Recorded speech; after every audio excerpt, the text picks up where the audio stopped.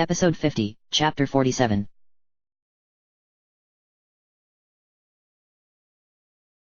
Chapter 47. The Yiga clan began to slowly wake up as Link made his way deeper and deeper into the hideout. Thankfully, it seemed that the constant presence of masked faces made small talk to be something of a rarity among the Yiga. Or perhaps they were all still surly for it being so early in the morning. Either way, Link was grateful for the chance to blend in, though his skin crawled at the thought of being so surrounded. All it would take was one misstep. No one had apparently noticed the bodies in the dungeon yet. Or, if they had been noticed, the alarm had not gone up yet in Link's section of the hideout. The hallway he was in now was deserted, thankfully. Many of the awake Yiga had, apparently, gone to eat. As he made his way down the hall, he saw one open doorway with a pair of lanterns on either side of it. Thinking that it appeared out of place, Link glanced into it and was surprised to find what seemed like some kind of chapel within. Though the room was small, there were several benches facing a kind of altar. Behind the altar was tapestry hanging from the back wall, which depicted a large, blue creature. Piggish face. 3 bladed swords held in each hand. A shiver ran down Link's back. It looked different than the depiction found in Impa's tapestry, true, but it was undeniable what he was looking at. This creature was Ganon, or, at least a rendition of him. He glanced around briefly and then slipped into the chapel. A few candles burned low near the back wall, casting their flickering light on the tapestry. Other than it and the benches, the only other thing of significance was a handful of the frog-like statues against one wall, each covered by the cloth. He walked over to one of them, eyeing it curiously. Now that he inspected it, it looked somewhat different than the frogs in Kakariko. The shape was very similar, yet. He lifted the cloth and gasped, stepping back while feeling intense revulsion. Rather than a frog, the statue was a grotesque approximation of a pig's face, with brutal-looking tusks and black eyes. It was far more disturbing than the tapestry. Impa had told him that they had rejected the royal family, choosing to serve Ganon instead. This, however, was far more disturbing. These statues and the tapestry told him that the Yiga didn't just serve Ganon, they worshipped him. How could anyone revere that vile creature? How could anyone like the amicable Dorian think this was the way to live, however long ago he had believed such things? The 2 women that attacked him in Gerudo Town, Delilah, the nameless Yiga that had been killed in Kakariko village and in the desert, did they all worship Ganon as a deity? Link left the chapel and its unsettling imagery, moving in the direction he had originally been traveling. He found another common room. There were several of these open rooms spread out through the hideout, just as there were several barracks, dining rooms, and kitchens. He worried that the Gerudo's estimates of this place were even less accurate than they had feared. This one had far more Yiga in it than the previous ones. They were dressed similarly to himself and the others he had seen, but their bodysuits bore more ostentation. Belts with golden buckles, and white cuffs around their wrists. Higher-ranking Yiga? Link thought, frowning.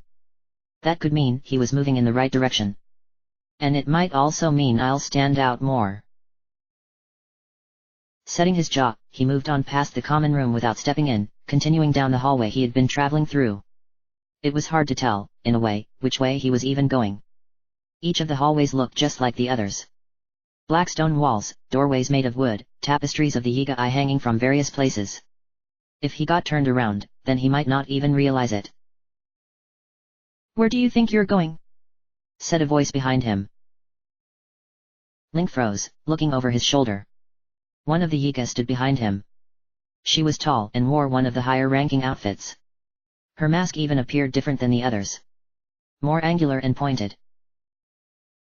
When Link didn't answer, she continued. "The master has called all to the pit. Did you not hear?" He turned fully to face her and shook his head. She cocked her head, looking at him. Link tried to steady himself, remaining relaxed, yet ready to spring into action, should the need arise. "Well, go. He will be starting soon." Link nodded and moved back in her direction, passing her. She watched him as he walked by, and he felt the hairs on the back on his neck raise. Did she suspect? She didn't stop him, however, as Link continued down the hall until he found the common room that he passed earlier. He saw some of the Yiga moving together through one of the other doorways, and Link fell in behind them. He glanced behind himself as he passed through the door and had to stifle a gasp when he saw the tall Yiga woman standing in the common room, arms folded. Watching him. The group of Yiga shuffled down this hall. Several of them spoke to each other in low tones as they did so, and Link was able to pick up snatches of conversation. They wondered why their master had called this meeting and when the Gerudo would next attack. Startlingly, he even heard himself come up more than once. Reports that the latest group sent to kill him had failed, and that another team was being groomed. They would try attacking from a distance, this time corner him and rain arrows down on him. Well, at least now I know, he thought, glumly. He would have to be extra cautious and make sure he carried a shield on his person at all times. And keep an eye out on top of buildings and walls. They passed a room with a partially open doorway, and Link hesitated. He watched the group continuing down the hall. None of them appeared to have noticed him. He looked back behind, but no one was behind him, either. He glanced into the room, heart beating quickly in his chest. Some chose to defy the royal family and kept some of their technology, deciding that, if the royal family would not have them, perhaps another master would. Impa's words played back in his mind. He hadn't paid very much attention to that at the time, but he should have. If he had, this sight would surprise him nearly as much. A half-built guardian sat in what appeared to be a large laboratory. It looked different than the others he had seen. More menacing, with horns coming up from a boxy head, and a dark red Yiga eye painted on its black surface. The head was held suspended by ropes over the base, which had not yet been completed. Its legs hadn't been attached yet, though he saw them sitting over to one side of the room. There were only 4 of them, each ending in a set of wicked-looking claws, far longer and sharper than the ones on other guardians. The room had other things, too. Diagrams that hung from walls depicting ancient technology. He saw the 4 divine beasts, with notations written in a tight scrawl that spoke of their unique powers. He saw other creatures, 2 things that looked like other divine beasts, though these were not as detailed. Could there be others out there, still waiting to be rediscovered? Link continued to search, grimacing. He found depictions of the Sheikah Towers, with text that seemed to confirm Robbie's theories. Were they planning on trying to take control of the Guardians for themselves? But they didn't have Sheikah slates, or? Did they? Pura had been able to build one. Could these Yiga do the same? He wished that he had his own Sheikah slate still to take photographs of the room. Perhaps there were things in here that could help Pura and Robbie with their research.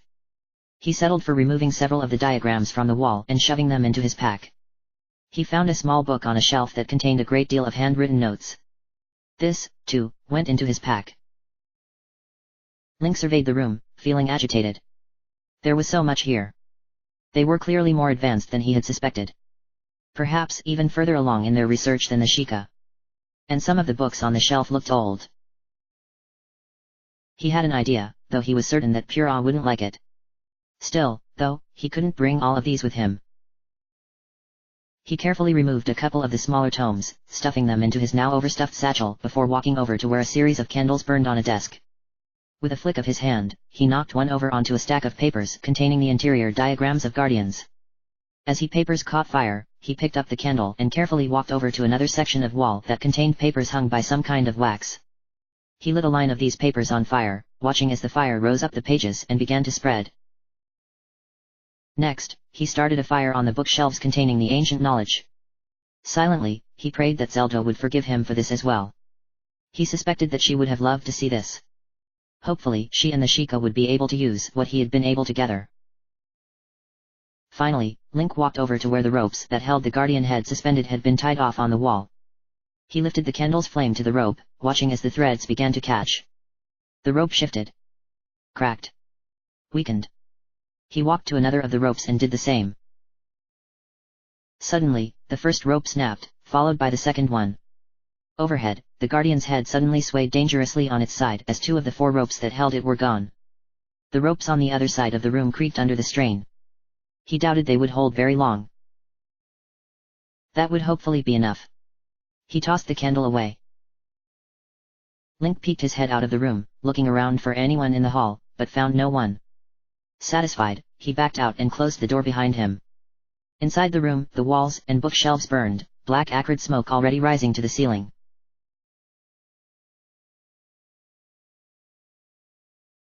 He found the procession of Yiga a short time later and fell back into step with them, slowly filtering out of the hideout and out into daylight. They entered a patch of flat rocky ground surrounded on all sides by rock walls. It appeared to be a kind of depression in the middle of one of the plateaus. Link could see several other doorways and openings around the wide circle, and Yiga came walking out of several of them. There were a lot of members of the Yiga clan. Easily 500, if not more, had already filtered out into the circle, and there were more still coming out of each entrance. So many, and no one knew of their presence? Link wondered, grimacing. How could that be? They all gathered in a circle around a deep pit in the center of the circle. As the crowd filled in around him, he found himself near the front. He glanced down into the pit but couldn't see its bottom. He backed away from it. The crowd around him, each dressed nearly identically, rustled. It seemed that it wasn't common that they were all called to be addressed as a group. Seeing how many of them that there were, he wasn't surprised. Perhaps he should have remained inside the hideout. He could have used this opportunity to search without worrying about running into as many Yiga. He did have a particular reason for coming out here, however. The mysterious Master Koga, the very man that had ordered Delilah, and likely the others, to assassinate him, would be making an appearance. Link wanted to see him, for one, but he also suspected that it was this man that would have the Thunder Helm. If he could determine the direction of Koga's quarters, perhaps. A hush fell over the crowd of Yiga, and Link looked around. The circle around them seemed complete, though. And where would the Yiga Master address them from? They were all around the pit. And then he saw him. Floating above their heads, legs crossed underneath him, Master Koga looked down at his clan as he approached the pit. He flew through the air with apparent ease, finally coming to rest in the center of the pit, seemingly unperturbed by the bottomless drop beneath him. He wasn't quite what Link had expected. Though he wore a bodysuit and mask like the rest of his Yiga, his was far flashier than theirs. His mask had 6 wavy horns rising up from it, 3 on either side of his head, and he had a wide white and gold collar that fanned out behind his head. His belt had 3 large eyes emblazoned upon it in white, and Link saw 2 more of the white eyes on each of his shoulders. He was also, oddly, rounder around the midsection than Link would have expected. Perhaps not fat, but Link would say that he was distinctly pear-shaped. The Yiga around the pit all began to kneel and raise their masks, exposing their faces to the sunlight. Link kneeled like them and, after a moment, reached up and lifted his mask, keeping his face lowered. With so many around it, it was unlikely that anyone would recognize him, yet. My Yiga, Master Koga said in a booming voice. He threw his arms and legs wide as he spoke. For long, we have hidden in the shadows, working to prepare this nation for the great calamity Ganon's rise. But the time grows near that we shall no longer hide and plot. The calamity will soon rise again and, when it does, we shall take our place as rulers in this country. Each of you will be rewarded for your bravery, your willingness to leave behind homes and lives to serve this greater cause. Link looked up at the flying man. Koga gesticulated with his arms as he spoke, spinning around in a lazy circle so as to address the entire crowd. Link had hoped that he might be carrying the Thunder Helm, but no. He didn't appear to carry it, or even any weapons, unlike most of the Yiga around Link.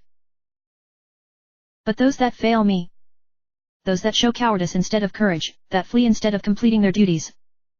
Koga's tone grew menacing. They will not prosper in our new land. They will not rule. They will not partake. His voice rose in pitch and volume as he thrust a finger into the air. Across from Link, some of the crowd rippled and shifted, parting. 4 people walked through the gap, approaching the pit. 2 of them were in full Yiga garb, though these were dressed in all black, rather than the red and black of the other bodysuits. The other 2 were women without masks, dressed in rags. As many of you know, there is one that attempts to stand in our way, Koga said. One that tries to foil our plans. The one that some even claim to be the hero of legend. The Hylian champion that was believed killed when our glorious god first rose 100 years ago. It took Link a moment, but he gasped softly when he recognized them as the 2 Yiga women that had attacked him in Gerudo town. The 2 that he had let go. They had clearly been beaten, and it looked as though the one whose hand he had broken had not received proper treatment. She held her mangled hand to her chest. It looked red and swollen. Infected. We have lost many of our clan to this so-called hero, their bodies left to rot after being murdered by his trickery. These are the true heroes, though. They fought to their deaths, serving our lord until their dying breath. Koga gestured towards the 2 women. But these 2 did not willingly give their lives, as the righteous among us have done. They did not serve. His voice rose again, growing manic. Link thought that he sounded half mad. Instead, they ran. Like cowards, they chose to run rather than try to face him one man. They came back here, hoping to placate me with stories of his skill in battle and with promises to kill him, if I would only give them another opportunity. But why should I? Why should I, when I have hundreds of others who would die, rather than run? He screamed the last sentence, arms and legs spread wide, motioning for his kneeling Yiga clan. And then his voice dropped again, becoming low and dark. No. There will be no second chances. They chose to run, rather than attack when they had our enemy cornered. By doing so, they have sealed their fates. They shall die for their cowardice, and you all shall watch, so you know, what fate awaits cowards in my new world. Link gritted his teeth, clenching one of his hands into a tight fist. They were Yiga, true, but they were also helpless. Neither of them looked up or around at their fellows. And no one spoke up for them. He wanted to fight.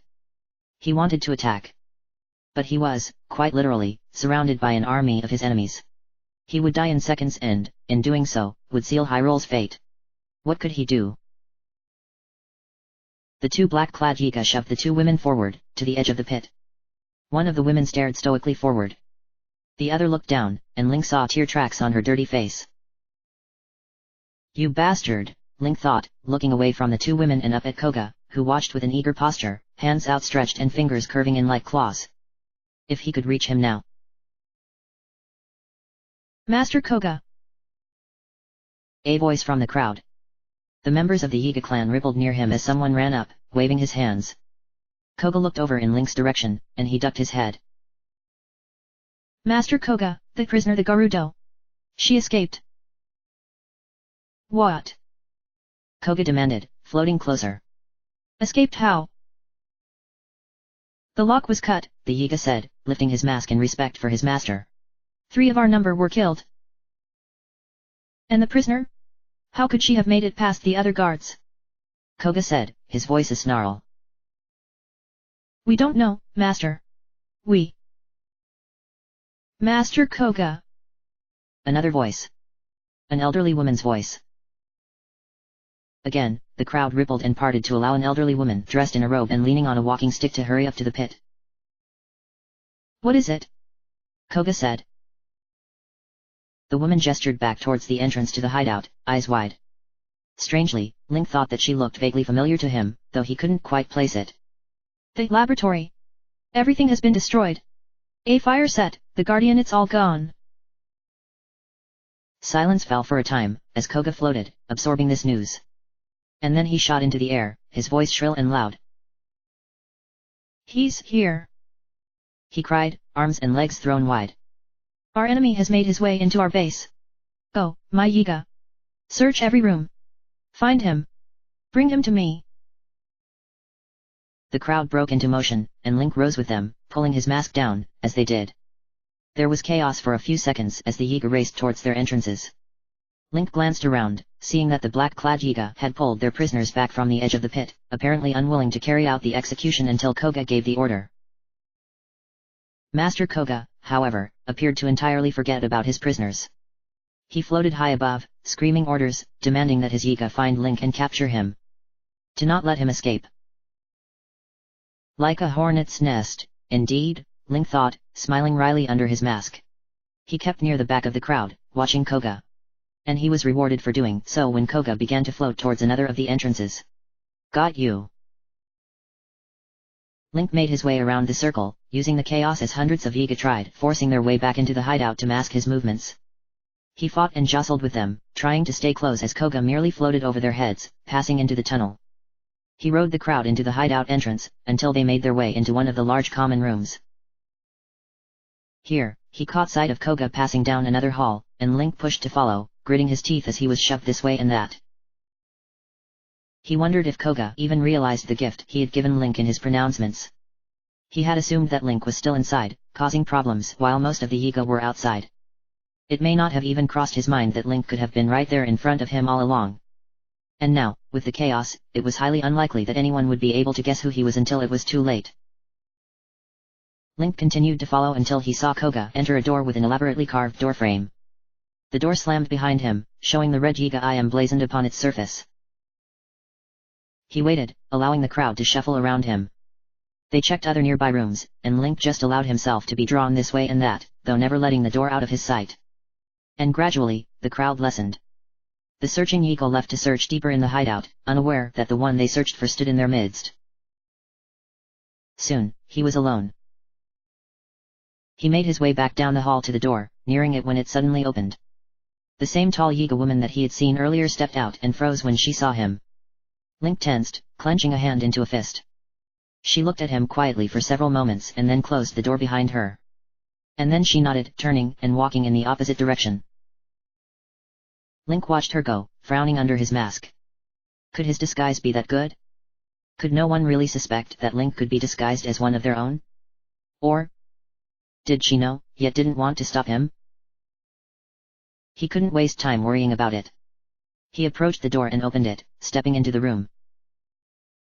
Inside, Koga was sitting on a large, plush throne in the high-ceilinged room. His fingers were steepled over his round belly. Beside him, on a tall pedestal, sat the golden thunder helm. It had a large faceplate with 2 sets of 3 green gemstones that formed vertical lines over the face of the mask. Odd protrusions near its top looked almost like clouds, and there was a golden halo that sat behind the mask, with lightning bolts shooting out from it. He recognized it from his memory immediately, nearly flashing back to his conversation with Urbosa on Naboris. He pushed the memory away, though, as Koga spoke. Hiya! What are you? Koga looked over at Link and paused. Wait, you're not Hiya. Who are you? What are you doing in my chamber? You are supposed to be looking for the intruder. Link closed the door behind him and stepped forward, reaching up and removing his mask, dropping it to the floor. He lowered his hood as well, revealing his mop of messy blonde hair. Master Koga shot to his feet, pointing. You shouldn't be here, you. He stopped, growing stiff as he seemed to realize what Link was here for. And then, strangely, he began to laugh. Koga laughs rose in pitch, echoing off the stone walls of his large throne room. He threw his arms out wide and bent backwards, face lifted towards the ceiling. All this time, I have been looking for you, and you came to me. It is just as the dreams showed me. I merely needed to send assassins and you would eventually come. And now you are here. He laughed again, and Link reached down, pulling one of the sickles off his belt, glaring at Koga. He didn't know what the Yiga Master meant by dreams, and he didn't care. He would kill this man and take the Thunder Helm back once and for all. Koga rose into the air, doubling over with maniacal laughter. It all worked just like I knew all along. You're here now and I, Master Koga, will kill you. And then I will be rewarded, just as promised. I will be king over this land. And then Koga stopped laughing, straightening and looking at Link. All mirth was gone from his posture and voice. Or do you think yourself able to defeat me with your feeble weapons? Foolish boy. Link heard enough. He rushed forward, but Koga disappeared in a puff of smoke. A split second later, he reappeared behind Link and struck him between the shoulder blades with his palm. The blow sent Link flying forward, pain flaring through his body. He crashed to the ground, rolling and coming to land against the opposite wall. Koga appeared again next to him, his boot positioned over Link's head. He brought it down, but Link rolled out of the way, shooting back to his feet and swiping at him with the sickle. Yet, Koga wasn't there any longer. He reappeared from behind again, and Link spun out of the way of another of his blows. The Yiga began to laugh again as he disappeared. Link froze, waiting, but the only sound was Koga's laughter, echoing off the walls. He reappeared on the other side of the room, arms raised. You have no idea who you're messing with, boy. He cried. Suddenly, Yiga weapons hanging from the walls began to tremble in their racks. Koga laughed as they broke free, floating towards him, the sharp edges of the sickles, spears, and swords all pointed towards Link. I am a god among men, the Yiga said. And then he thrust his hands forward. The weapons all shot towards Link. Link swore, dodging out of the way of a spear that nearly skewered him, and then swung his sickle, sending a sword spinning away from him. He felt some of the weapons graze his arms and sides, but he managed to avoid being run through by any of them. Oh, we can't have that, Koga said. He began to laugh again. His weapons rose into the air again, being pulled back towards him. And, suddenly, Link's own sickle jerked from his hand. The other sickle at his waist yanked forward too, pulling free of his belt, to join the other weapons. Magnesis, Link thought, staring darkly at Koga. Link hadn't expected to be facing someone who had apparent mastery over Sheikah runes. Link broke into a run, sprinting towards Koga, who started in surprise at his aggressive motion. He began to fling weapons towards Link as before, but Link focused his mind and held his breath. The weapons grew sluggish as time slowed around him. He still didn't know where this strange ability came from. He didn't know how he did it.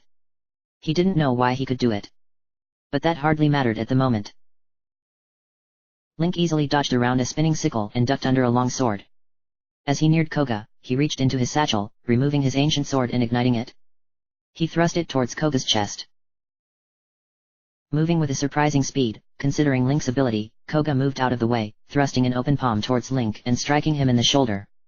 Link gasped as sudden pain flared where he had been struck. He flew backwards, spinning through the air. The flying weapons all clattered loudly as they crashed into the far wall as time sped back up. What is this? Koga demanded as he looked down at Link, who groaned slightly and shook his head. He reached up to touch his right shoulder. It felt as though it had been dislocated. So strong, he thought, grimly. And too fast. Why didn't anyone tell me you could dilate time? Koga wondered, sounding angry. Someone should have told me. You could have, but no. No. I'm too fast, even for that. He began to laugh again, throwing his head back.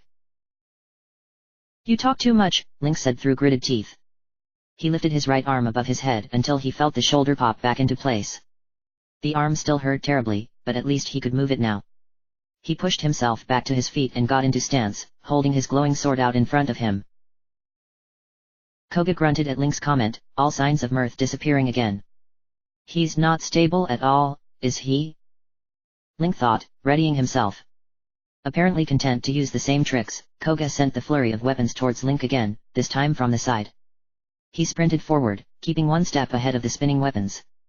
As he expected, Koga eventually stopped sending them towards Link as he got closer, lest one of them hit the Yiga instead. Why won't you stay still? Koga said, spinning out of the way as Link tried again to catch him with the glowing blue blade. Link prepared himself for another barrage of flying weapons, but Master Koga, instead, settled to the ground, holding his hands before him. He began to wave them in the air, and his hands began to shine with a red light that trailed behind them in the air as he made a circle. Then he brought them together and split into 6 other beings, 3 each appearing on either side of him. Link swore as, suddenly, they advanced. Any hope of it being a mere illusion faded immediately as 2 of them struck him, one right after the other, sending him sprawling to the ground. One Koga appeared in the air above him, holding one of the spears, and drove it down towards Link, but he rolled out of the way. He lashed out at the next Koga to rush him, swinging his sword through its neck and causing the figure to disappear in a puff of smoke. He backflipped over an attack by another copy, kicking him in the face in the process. This too, surprisingly, disappeared. They hit hard but can't take much damage, Link thought, rolling underneath a sickle. He swung his sword out at the copy's leg. It disappeared. He took quick stock of the room. 3 more Kogas prepared to attack. One, however, hung back, watching. Link snatched up a sickle from the floor in his right hand and whirled, throwing it, spinning, towards another of the Koga copies. As another appeared above him, Link jumped back and then immediately stabbed forward as it fell, his blade cutting up and through it. That left only 2 copy and the real one. He sprinted forward, narrowing his eyes and focusing.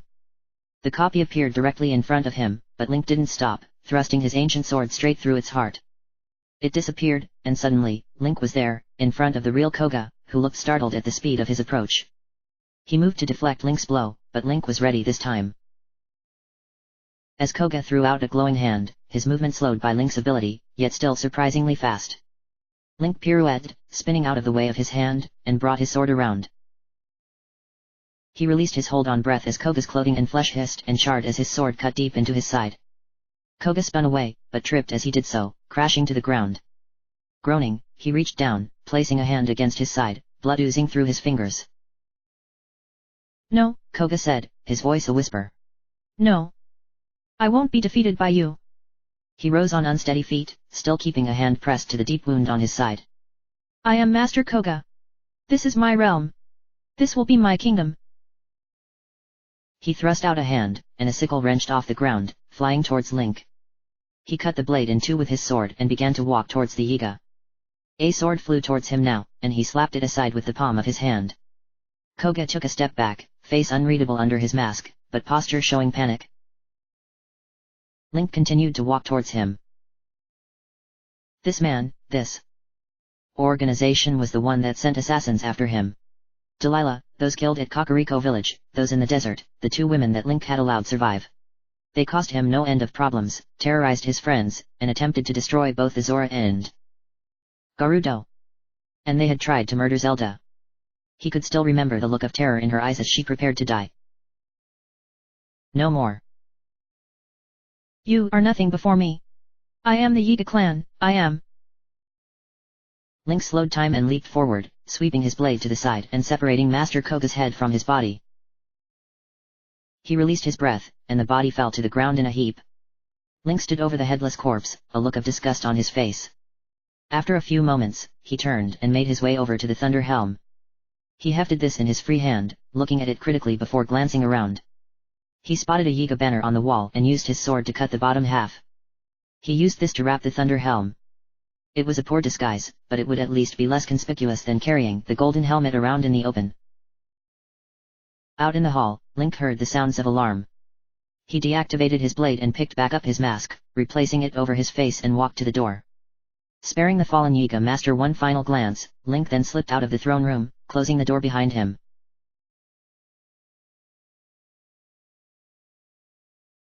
The Yiga were in a panic. Their research burning, a prisoner's escape, and an impostor in their midst were enough to cause them distress, but shortly thereafter scouts reported a large force of Gerudo approaching the base. No one appeared to have noticed Koga's death yet, but Link knew that was only a matter of time.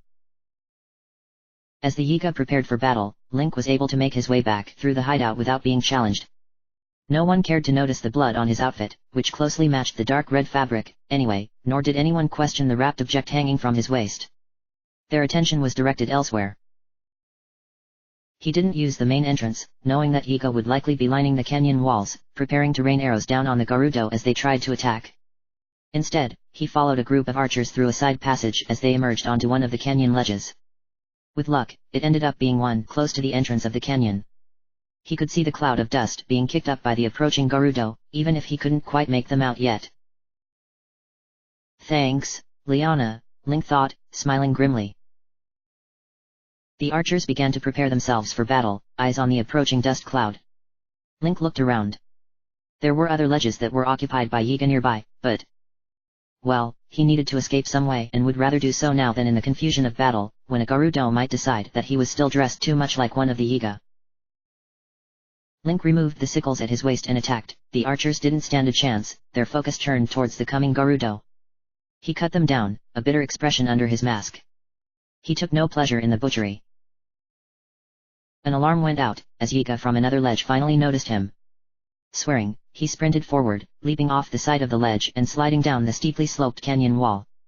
He landed on the sand with a roll and began racing for the canyon's mouth as arrows began to fly down around him. Link tried again to slow time to aid him in his escape, but nothing happened. He felt tired inside. Much like he did when he used too much of Mipha's healing abilities in quick succession. There was a limit to how much he could do at once, it seemed. An arrow zipped by, landing in the sand by his feet, and Link changed his direction of travel. He heard more cries of alarm as other Yiga took notice. Murderer! One of them cried. For Master Koga! Another screamed. Ah, so they know about Koga now, too, Link thought, smiling grimly. Yiga began to pour out of hidden ground entrances, wielding various weapons. That served Link just fine, though the archers would hesitate to fire at Link if their own fellow Yiga were on the field of battle. Wouldn't they? He got his answer a moment later as another arrow zipped by him, clipping his shoulder. He really wished he had a shield. He continued to zigzag, hearing the cries of the Yiga behind him. Glancing over his shoulder, he saw that the Yiga chasing him on foot were rapidly gaining. They weren't simultaneously running and avoiding arrows. Some of them, however, paid the price for that. As he watched, some of the arrows fell short, dropping some Yiga. Link angled towards his sand seal, which still lazed on its back in the morning sunlight. Could he reach it in time? Could he get it moving in time? Hey! He called, trying to wake it up. The sand seal didn't move. Hey! Still nothing. Cursing, Link glanced back once more, startled to see just how much the Yiga had gained on him. There wasn't enough time. His mind raced as he considered his options. The Gerudo dust cloud gained rapidly, yet they were still too far to aid him against the ground forces. He needed to buy time. Gritting his teeth, Link reached up, ripping his mask off before whirling, kicking up a spray of sand as he did so. He grabbed his ancient sword out of his pack and one of the sickles in his other hand. If he could stay alive long enough for the Gerudo to arrive, then maybe he would survive this day. If not, well, at least they would have their heirloom back. The Yiga sprinted at him, moving on light feet, crying aloud their fury. Arrows fell around him, though he had gotten far enough away that they were no longer accurate. Some even fell among the Yiga force. A lot fell among the Yiga. In fact, Link looked around behind him again, eyes widening as he saw a cloud of arrows arcing through the air from the Gerudo. They can use bows with those seals? He thought, incredulously. And, it would seem, they could do so well. The arrows streamed over Link's head, falling among the Yiga with fatal accuracy. Somehow, even far away and moving as they were, the Gerudo were a force to be reckoned with. As the arrows dropped dozens of Yiga in a single volley, the force finally broke. Some turned and began to run while others scattered, trying to find cover. Link turned and continued running towards his sand seal, which had finally woken. As he reached the sled and quickly wrapped the rope around his waist, the Gerudo arrived, riding their own sleds and wielding swords and spears. They fell upon the exposed Yiga force with brutality, ululating their battle cries, and leaving the sand stained red in their wake. End of chapter.